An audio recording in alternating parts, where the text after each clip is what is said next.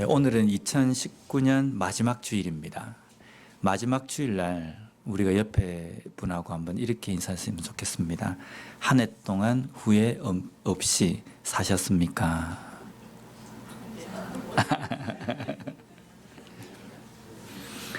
항상 이렇게 먼 일을 하고 난 다음에 마지막에 되면 우리가 자주 하는 멘트가 있습니다. 뭐냐면 이렇게 할 걸, 저렇게 할 걸. 우리가 작년 2018년 마지막 예배를 드릴 때도 2018년 동안 뭔가 후회스러운 게 있을 때 이렇게 할 걸. 그래서 내년에는 꼭 이렇게 해야지. 근데 막상 2019년을 보내고 우리가 돌아보면요, 그렇게 된 게 하나도 그렇게 된 것도 있지만 그렇게 되지 않은 것도 참 많이 있습니다. 그런데 우리가 그런 후회를 하면서도 우리의 삶에서 내가 이렇게 해야 되겠다라고 결단하는 게 뭐가 소용이 있느냐라고 그렇게 생각하지 말고 결단을 했으면 내가 내년 1월부터 시작해야지, 이게 아니라 오늘부터 당장 시작하는 겁니다. 그 중에 우리가 신앙면에서 돌아볼 때 가장 후회스러운 것은 말씀 좀 많이 읽을 걸, 기도 생활 좀 열심히 할 걸, 아마 이걸 겁니다.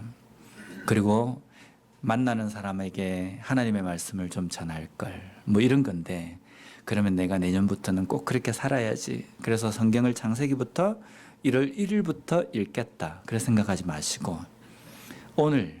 오늘부터라도 당장 읽으시고, 굳이 창세기로 넘어가지 마시고 내가 평소 때 잘 안 읽었던 거라든지, 그리고 짧은 성경 있잖아요. 그거는 또 읽고 나면 내가 그 부분을 읽었다라는 성취감도 있으니까, 그래서 오늘부터라도 당장 시작함으로 인해서 어제보다 오늘 우리가 달라진 그런 삶을 살아가는 삶이 되었으면 좋겠습니다.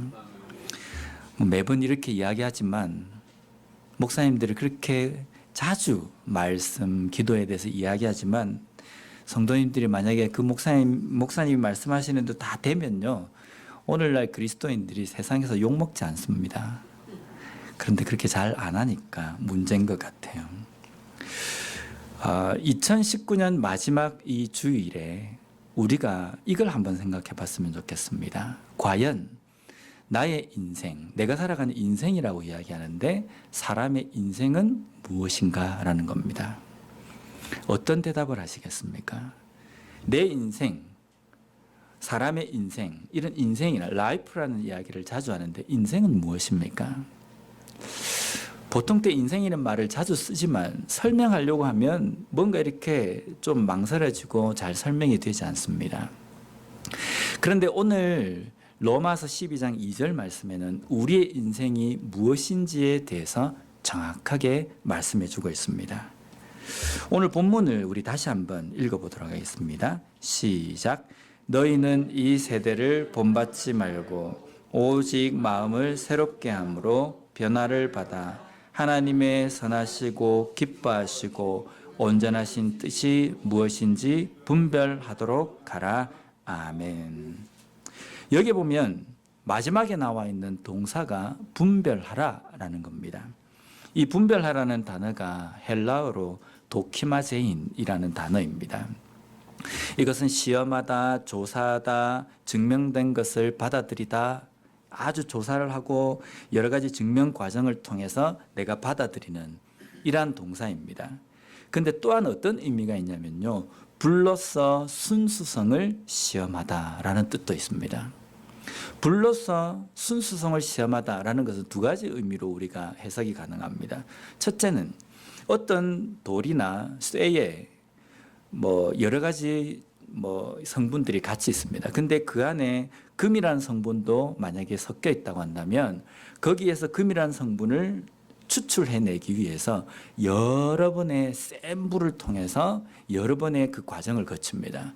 그리고 마지막에 순수한 그 금을 얻는 겁니다.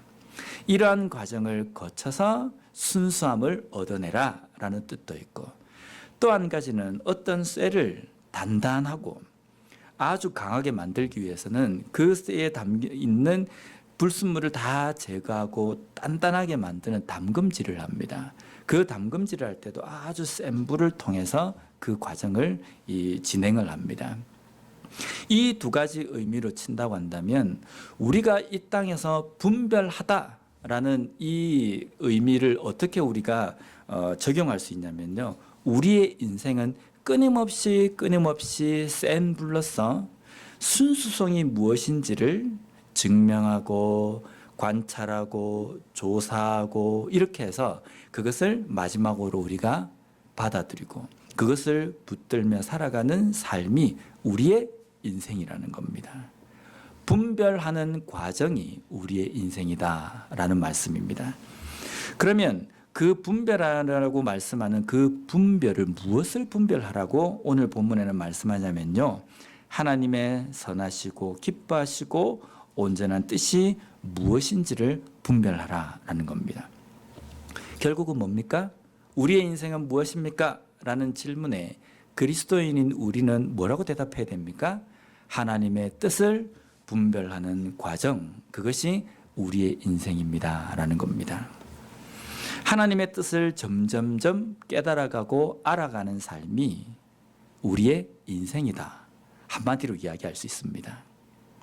그러면 우리가 분별하고 알아가야 되는 하나님의 뜻은 어떠한가? 오늘 본문을 통해서 살펴보면요. 첫 번째로 하나님의 뜻은 선하시다라는 겁니다. 하나님의 뜻은 선하시다. 믿으십니까? 하나님께서는 선하시기 때문에 하나님께서 생각하시고 하나님께서 계획하신 모든 것은 다 선하고 좋은 것입니다 라는 고백입니다. 그런데 우리가 잘 알고 있는 다윗의 시편 23편, 시편 23편을 우리가 보면요. 다윗의 고백 가운데 1절부터 3절에는 이렇게 되어 있습니다. 제가 한번 읽어보겠습니다. 여호와는 나의 목자시니 내게 부족함이 없으리로다. 그가 나를 푸른 풀밭에 누이시며 쉴만한 물가로 인도하시는도다. 내 영혼을 소생시키시고 자기 이름을 위하여 의의 길로 인도하시는도다. 이 3절까지 읽으면요. 아멘. 하나님은 나의 목자이시고 내게 부족함이 없도록 하시는 그분이십니다. 할렐루야. 아멘. 이렇게 동의합니다. 하나님은 선하십니다. 이렇게 고백할 수 있습니다. 근데 문제는요. 그 다음 절입니다. 4절 말씀을 보면 내가 사망의 음침한 골짜기로 다닐지라도 해를 두려워하지 않을 것은 주께서 나와 함께 하심이라. 주의 지팡이와 막대기가 나를 안위하시나이다. 여기에 우리의 눈에 거슬리는 것은요. 사망의 음침한 골짜기라는 단어입니다. 또 해입니다. 아니 하나님이 나의 목자가 되시는데 내가 어떻게 사망의 음침한 골짜기를 다닐 수 있느냐? 어떻게 내 인생에 해라는 것이 있을 수 있느냐라는 겁니다. 그 뒤에도 보면요. 하나님의 지팡이와 막대기가 나를 안위하신다. 우리가 이 단어는 우리 문장은 그냥 쉽게 그냥 받아들이는데 때로는 이 지팡이와 막대기가 누구를 향해서 내리치는지 아십니까? 엉뚱한 길로 가는 양들을 이 원래의 길로 몰기 위해서 이 막대기와 이 지팡이를 사용할 때가 있습니다. 하나님께서 나를 막대기로 때리시기도 하고 지팡이로 나를 툭툭 치기도 하신다는 겁니다. 그리고 그 하나님께서 나를 어떤 길로 또 인도하실 수도 있냐면요. 사망의 음침한 골짜기. 우리가 이게 쉽게 우리 그냥 뭐 어두운 골짜기인가 보다 이렇게 생각할지 모르지만 물도 없고 힘들고 어렵고 컴컴하고 무섭고 두렵고 이러한 길을 걸어갈 수 있다는 겁니다. 때로는 해도 우리에게 있다는 겁니다. 내 건강이 때로는 약해질 때도 있고 내가 잘하던 사업이 하루아침에 쫄딱 망하기도 하고 이런 문제들이 내 인생 가운데 생길 수 있다는 겁니다. 이럴 때에도 하나님은 선하시다라고 고백하실 수 있으십니까? 내 삶에 그런 문제를 만날 때에도 할렐루야, 아멘 이렇게 고백할 수 있느냐라는 겁니다. 우리는 도무지 이것을 납득하지 못할 때가 종종 있다는 겁니다. 그래서 이런 문제를 만나면 대번에 우리는 어떻게 합니까? 어떻게 하나님이 이러실 수 있느냐? 내가 뭘 잘못했다고? 내가 하나님의 뜻대로 내가 행하지 않은 게 뭐가 있다고? 그렇게 내가 뭔 잘못을 했다고 나에게만 이 어려움이 이렇게 생기는 걸까? 도대체 하나님은 나를 보고는 계시는 걸까? 하나님은 내 편이신 걸까? 다윗의 고백을 이야기하면 하나님은 나의 목자라고 하시는데 그 목자가 도대체 눈이 멀었나? 나를 왜 이런 길로 인도하시는가? 원망을 막 쏟아놓는다는 겁니다. 그러다가 시간이 좀 지나면 기도하다 보면 뭐가 깨달아집니까? 내가 이런 사망의 음침한 골짜기에서 해를 뒤집어 쓰고 내가 앉아 있지만 하나님은 나의 목자이시기에 나의 가장 가까운 곳에 나와 함께 하신다. 나와 함께 하시는 그 하나님은 선하시기 때문에 내가 이 길을 걸어간다 할지라도 이 길은 굿, 좋은 길이다 라고 고백하도록 만드시는 것이 하나님의 뜻을 깨닫도록 하시는 하나님의 일하심이라는 겁니다. 이것이 우리의 인생입니다. 믿음이 좋기 때문에 무슨 문제를 만나도 하나님을 원망하지 않고 그냥 쭉 살아가는 그런 삶이 아니라 처음에는 원망했다가 처음에는 부정했다가 그래서 점점점 기도함으로 말미암아 깨달아가는 내가 서 있는 이곳이 이러한 곳이라 할지라도 하나님은 선하시고 그 선하신 하나님이 내 인생을 책임지시고 나의 목자가 되시고 나를 인도하시기 때문에 내 입을 통해서 믿음의 고백, 하나님은 선하시다, 하나님의 뜻은 선하시다 라고 고백하도록 만드시는 것, 그것이 우리의 죽을 때까지 살아가는 인생이라는 겁니다.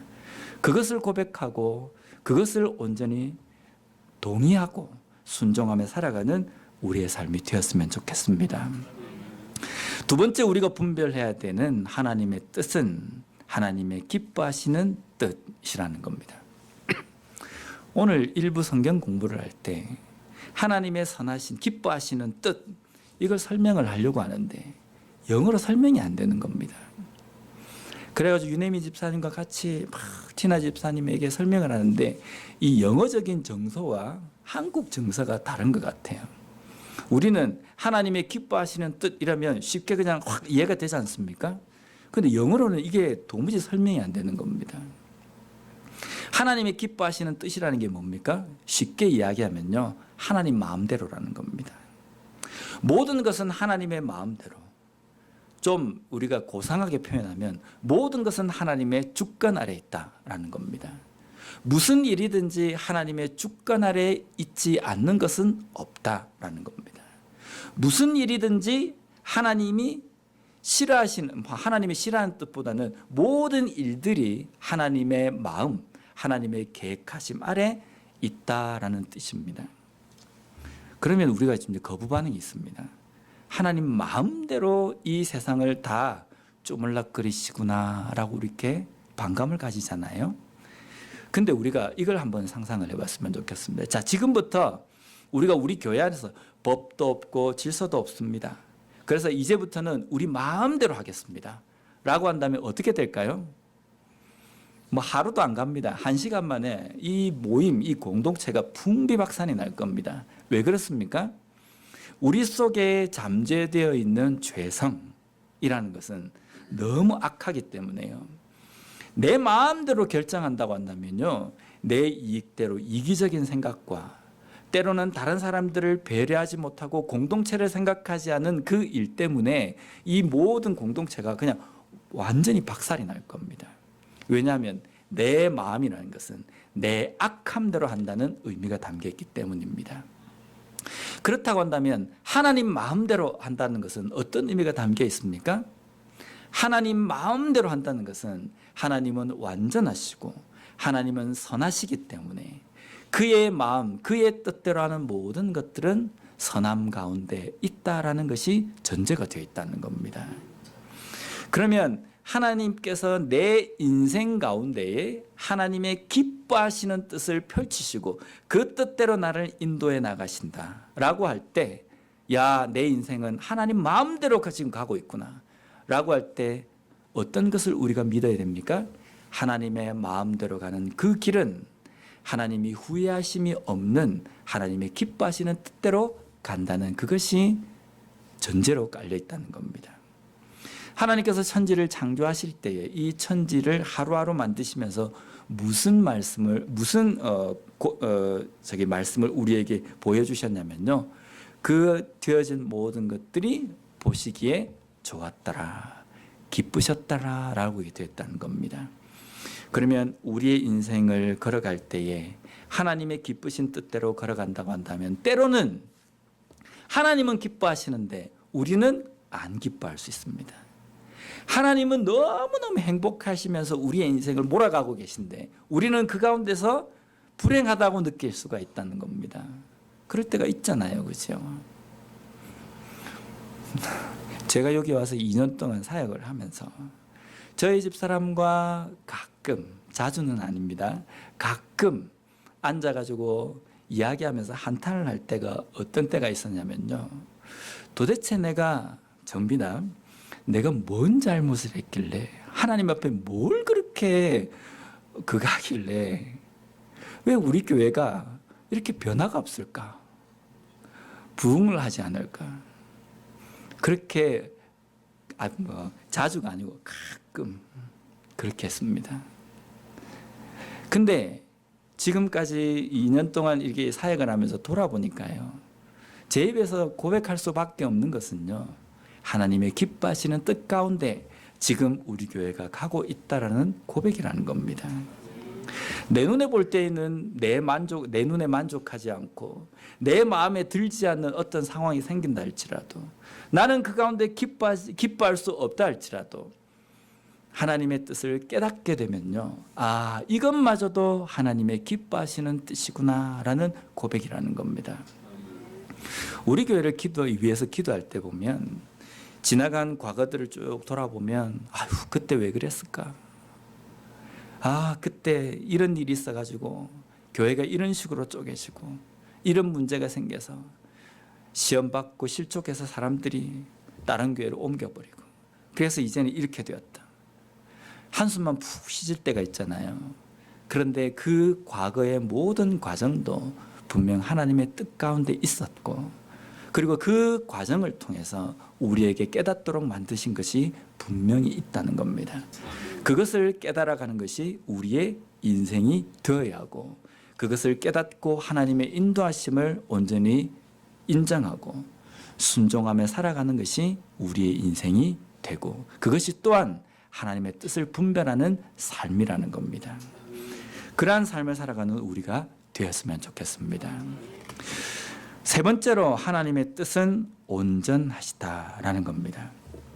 이 온전하다는 이 단어가 영어로는 perfect라는 단어이잖아요. 근데 perfect, 한국식 발음입니다. perfect, 이 단어가 헬라어 단어를 보면요, 텔레이온이라는 단어입니다. 이 텔레이온 단어라는 이 단어를 마태복음 5장에서 예수님께서 사용을 하셨는데, 마태복음 5장 48절 말씀을 우리 함께 읽어보도록 하겠습니다. 시작. 그러므로 하늘에 계신 너희 아버지의 온전하심과 같이 너희도 온전하라. 아멘. 영어의 perfect라는 단어와 헬라어에 나와 있는 텔레이온이라는 단어가 달라요. 우리가 영어의 이 perfect라는 단어는 언제든지 사용합니다. 그죠? 제가 이렇게 했는데, 표현을 했는데 맞습니까? 라면 미국 사람들 perfect 이렇게 이야기합니다.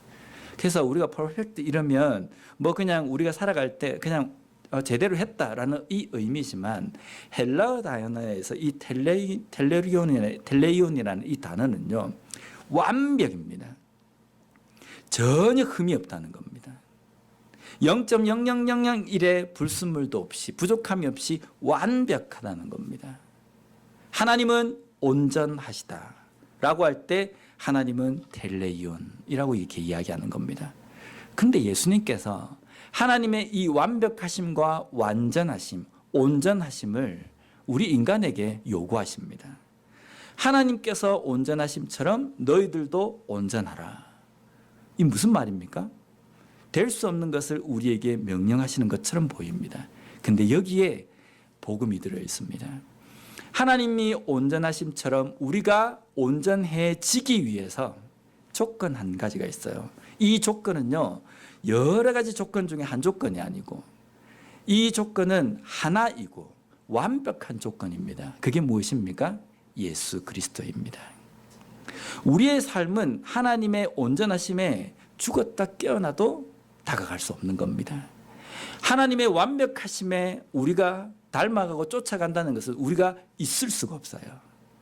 그런데 그 부족하고 연약한 우리가 하나님의 온전하심으로 확 이렇게 다가갈 수 있는 그 조건 한 가지가 있는데, 그게 뭐냐면 예수 그리스도라는 겁니다. 예수 그리스도를 통하여서 하나님은 우리를 온전하게 봐주신다는 겁니다. 우리는 죄인이고 악한 사람들입니다. 우리가 무슨 일을 해도 하나님 보시기에 야 선하다, 의인이다라고 볼 수는 없다는 겁니다.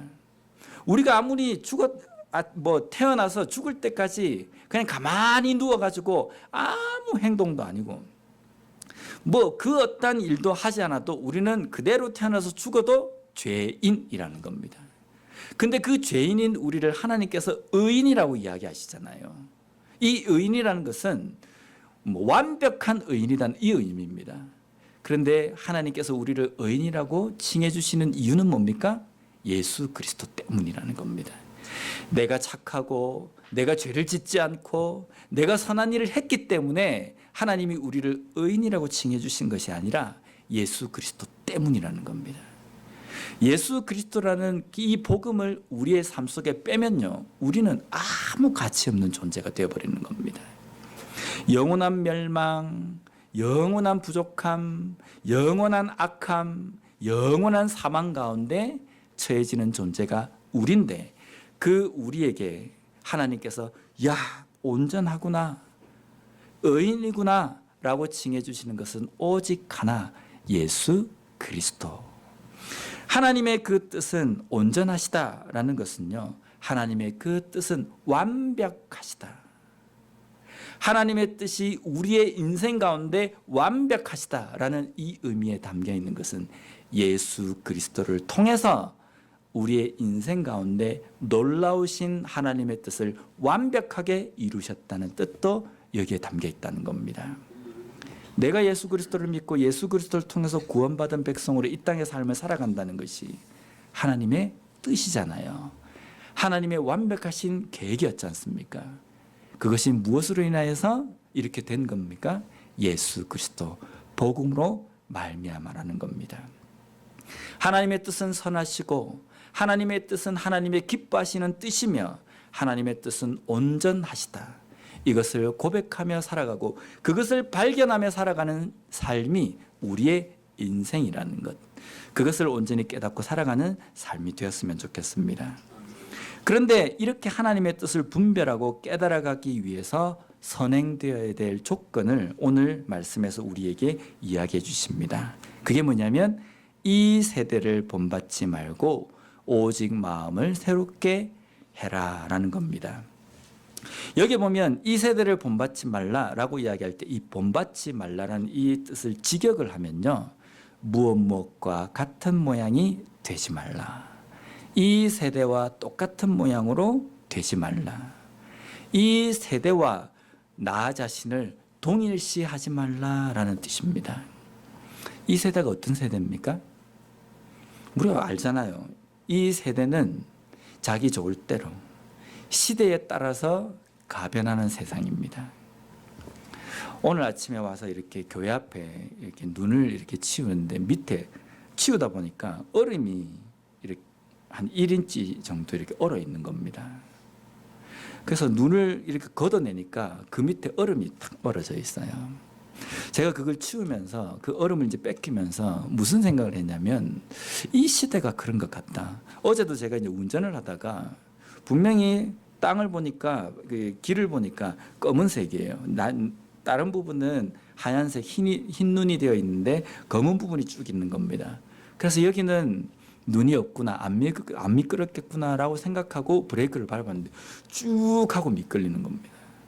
앞에 신호 대기를 하고 있는 차는 서 있는데 쭉 하고 미끌리는데 제가 2차선으로 이 핸들을 돌려가지고 그 정지선에 딱 섰습니다. 그때 등 뒤에 이게 소름이 쭈삣하고 이렇게 서는데요. 이 시대는요, 가만히 보면 눈으로 덮여 있어가지고 다 이 뭔가 하는 게 선해 보여요. 근데 그것을 걷어내면요, 악함이 그 속에 묻어 있다는 겁니다. 이전에는 이것을 죄라고 이야기하고 법적으로도 아주 엄격하게 다루었는데 시대가 지나면서 그것이 열려져 버리는 겁니다.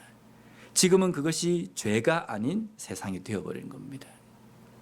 죄가 아니기 때문에 지금 볼 때 이 세상이 하얗게 되어 있지만 그것을 걷어내 봐야 되는 겁니다. 걷어내 보면 그 안에 어떤 기준이 나옵니까?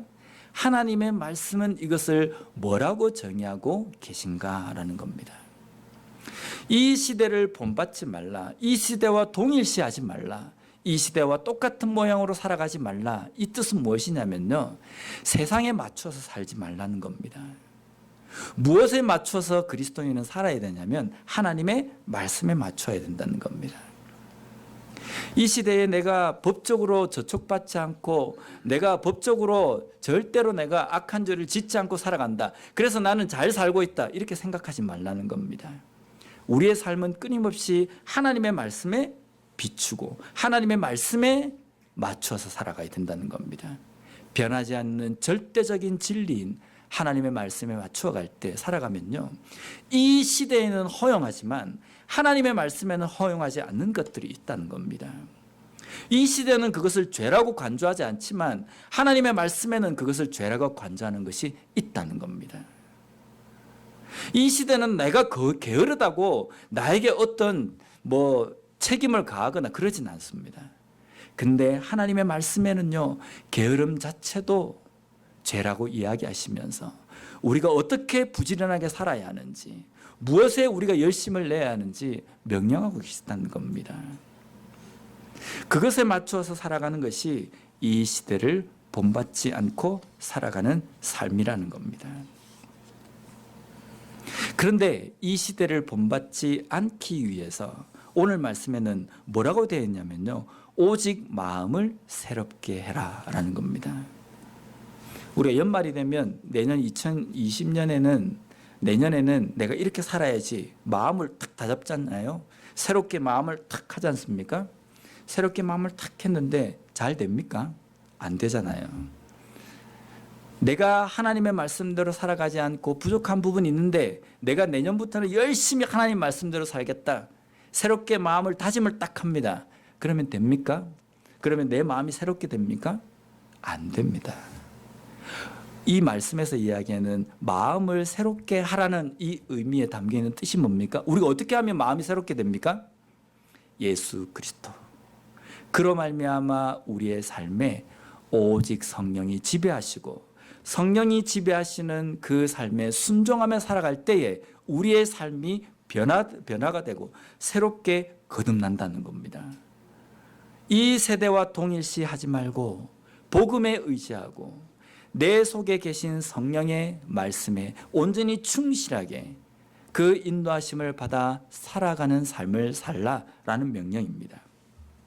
로마서 8장 14절 말씀을 우리 함께 읽어보도록 하겠습니다. 시작. 무릇 하나님의 영으로 인도함을 받는 사람은 곧 하나님의 아들이라. 아멘. 하나님의 영, 성령입니다. 그 성령의 인도하심을 받는 사람만이 어떤 사람이라고요? 하나님의 아들, 하나님의 자녀다라는 겁니다. 근데 우리가 가끔 생각할 때 내가 결심만 하면 돼, 내가 다짐만 하면 될 것처럼 생각해요. 근데 우리의 인생은요, 우리의 삶은요, 세상에서 좀 많이 배우고 세상에서 좀 똑똑하고 세상에서 뭔가 어떤 큰 공적을 하고 이런 것들을 내세울 게 좀 있어요, 그죠? 근데 그 모든 것들이 하나님께서 보신 하나님의 그 기준에 맞출 때는 아무것도 아니라는 겁니다. 좀 잘난 체 하지만요, 그 잘난 것도 없어요. 내 삶에 예수 그리스도가 빠지면, 성령이 빠지면 아무것도 아닌 인생이 되어버린다는 겁니다. 내 마음을 새롭게 하고 내 마음을 뭔가 다잡고 내가 변화를 받아야 되겠다, 내가 이를 악물면 되겠지, 절대로 안 돼요. 복음 그리고 내 속에 계신 성령에 온전히 모든 것을 위탁하고 그 성령의 인도하심대로 내가 순종하며 살아갈 때에 내 삶은 변화가 되고 새롭게 변화된 그 삶으로 새로운 피조물로 이 땅의 삶을 살아갈 수 있다는 겁니다. 그러한 삶이 될 때에 내 삶 속에 하나님의 뜻이 어떠한 뜻인지를 깨닫고 알아가는 인생이 된다는 겁니다. 때로는 내 삶 속에 힘들고 어려운 일들이 온다 할지라도, 도무지 납득할 수 없고 동의할 수 없는 문제를 내가 만난다 할지라도, 나와 함께 하시는 그 하나님을 보게 되면요, 그 하나님은 선하시고 온전하시고 모든 것이 완벽하시기 때문에 그가 기뻐하시는 뜻대로 내 인생을 몰아가면, 때로는 내가 사망의 음침한 골짜기를 간다 할지라도 이것은 굿, 선하다, 완전하다, 분명히 확실하다라는 고백을 할 수 있다는 겁니다. 그러한 삶을 다가오는 2020년에는 우리가 온전히 깨닫고 살아가는 삶이 되었으면 좋겠습니다. 또한 내 생명이 다하는 그날까지 그 기쁘신 하나님의 뜻을 온전히 분별하며 살아가는 우리의 인생이 되었으면 좋겠습니다. 기도하겠습니다.